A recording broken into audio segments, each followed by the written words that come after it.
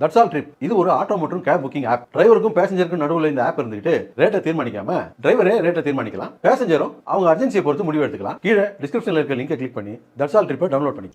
வேலைக்காக ஒடிசா சென்றபோது பக்கவாதம் ஏற்பட்டு உயிருக்கு போராடி வரும் நாமக்கல் தொழிலாளியின் சிகிச்சை தமிழக அரசு உதவிட வேண்டும் என அவரின் குடும்பத்தினர் கோரிக்கை விடுத்துள்ளனர்.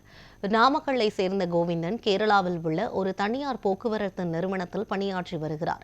சமீபத்தில் பணியின் காரணமாக அவர் ஒடிசா மாநிலத்திற்கு சென்றிருந்தார். அப்போது வாகனத்தை இயக்கிய போது திடீரென எதிர்பாராத விதமாக கோவிந்தனுக்கு பக்கவாதம் ஏற்பட்டது. இதையடுத்து அவர் பணியாற்றிய நிறுவனம் அவரை அங்குள்ள ஒரு தனியார் மருத்துவமனையில் அனுமதித்த நிலையில் வெறும் 30,000 மட்டுமே வழங்கிவிட்டு பின்வாங்கியதாக கூறப்படுகிறது. நிறுவனம் கைவிட்ட நிலையில் கோவிந்தனின் குடும்பத்தினர் தங்கள் கைவசம் இருந்த பணத்தையும் கடன் வாங்கியும் சிகிச்சையை தொடர்ந்துள்ளனர். கோவிந்தனின் ஒடிசாவை இருந்து தமிழகத்திற்கு கொண்டு வர தமிழக அரசு உதவிய கோவிந்தனின் மகன் கோகுல் வீடியோ வெளியிட்டுள்ளார்.